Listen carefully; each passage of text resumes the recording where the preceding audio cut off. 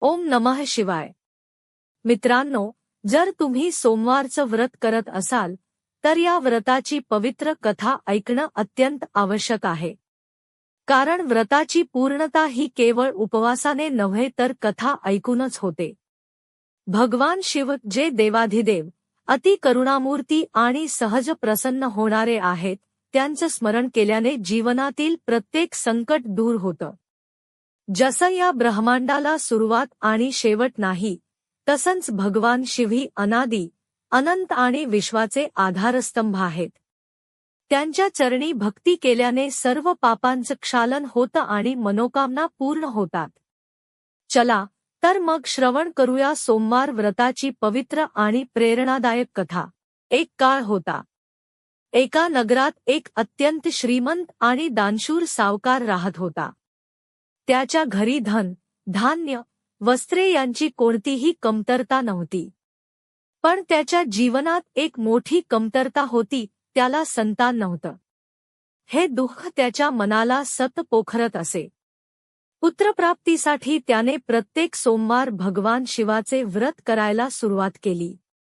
दिवसभर उपवास, श्रद्धेने पूजा आणि संध्याकाळी शिवमंदिरात जाऊन दीप प्रज्वलन हा त्याचा नित्यक्रम झाला होता। त्याची निष्ठा पाहून एक दिवस पार्वती माता शिवजींना म्हणाल्या, नाथ, हा सावकार तुमचं अतिशय भक्तिभावाने पूजन करतो। इतकी भक्ती करूनही त्याची एक इच्छा, पुत्रप्राप्ती, पूर्ण का होत नाही? भगवान शिव मंदस्मित करत म्हणाले, हे पार्वती, या जगात प्रत्येक जीवाला त्याच्या कर्मानुसारच फळ मिळतं। त्याच्या भाग्यात संतान नाही, त्यामुळे मी काही करू शकत नाही।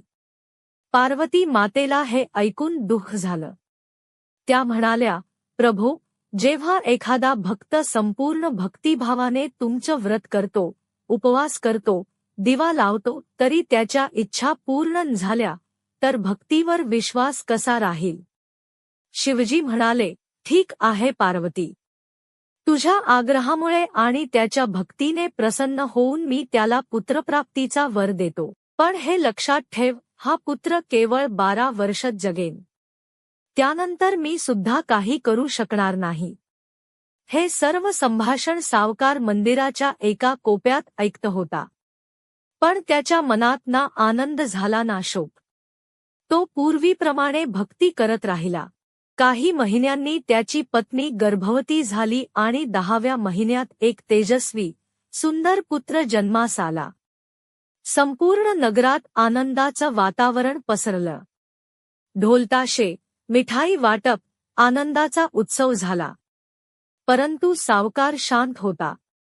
कारण त्याला माहिती होतं की हे सुख फक्त 12 वर्षांपर्यंतच असणार आहे। पुत्र 11 वर्षांचा झाला, तेव्हा सावकाराची पत्नी म्हणाली, आपल्या मुलाचं लग्न करूया। सावकारने उत्तर दिलं, नाही, मी आधी याला काशीला विद्या शिकायला पाठवणार आहे। त्याने आपल्या पत्नीच्या भावाला म्हणजे मुलाच्या मामाला बोलावून दिलं, याला काशीला घेऊन जा, मार्गात यज्ञ कर, ब्राह्मणांना भोजन दे। जितकं पुण्य कमावशील ते त्याच्या आयुष्यासाठी उपयोगी ठरेल। मार्गात ते एका नगरीत पोहोचले जिथे एका राजकन्येचं लग्न होत होतं। पण वर एक डोळा कान्हा होता। त्याचे पालक काळजीत होते की राजकन्या हे पाहून नकार देईल। त्यांनी सेठाच्या सुंदर मुलाला पाहिलं आणि विचार केला, यालाच वर म्हणून उभं करूया। मुलगा आणि मामा तयार झाले। विवाह विधी मुलाच्याच हस्ते पार पडला।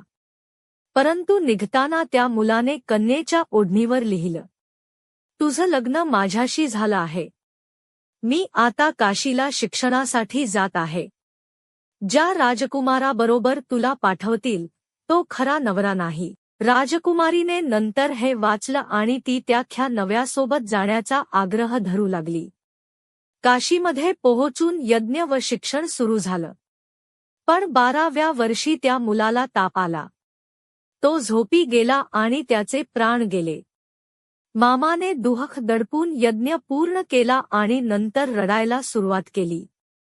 योगायोगाने तेव्हा भगवान शिव व पार्वती तेथे आले। पार्वतीने पाहिलं आणि म्हणाल्या, हे तोच मुलगा आहे ना, ज्याला तुम्ही वरदान दिलं होतं. त्यांच्या करुणा भावाने शिवजी प्रसन्न झाले. त्यांनी त्या मुलाला पुन्हा जीवदान दिलं. मुलगा शिक्षण पूर्ण करून घरी परत निघाला. मार्गात त्या नगरीत परत आला. त्याचा सासरा त्याला ओळखून मोठ्या सन्मानाने पत्नी व द्रव्यांसह त्याला पाठवून दिलं. सावकार व त्याची पत्नी उपाशीपोटी त्याची वाट पाहत होते. मामा घरी पोहोचून म्हणाला, तुमचा मुलगा धनसंपत्ती व पत्नी घेऊन परत आला आहे. आनंदाच्या अश्रूंनी सावकाराचे डोळे भरले. त्या रात्री भगवान शिव सावकाराच्या स्वप्नात आले आणि म्हणाले, हे श्रेष्ठी, तुझ्या सोमवार व्रत, श्रद्धा आणि या व्रत कथा ऐकण्यामुळे मी प्रसन्न झालो आणि तुझ्या पुत्राला दीर्घायुष्य दिलं. मित्रांनो, अशी ही पवित्र सोमवार व्रत कथा, जी केवळ ऐकण्यानेही पुण्यप्रद आहे. जे कोणी सोमवारचं व्रत करतात, ही कथा ऐकतात किंवा वाचतात, त्यांच्या सर्व मनोकामना पूर्ण होतात. आपल्याला ही कथा आवडली असेल तर कमेंटमध्ये लिहा ओम नमः शिवाय. धन्यवाद.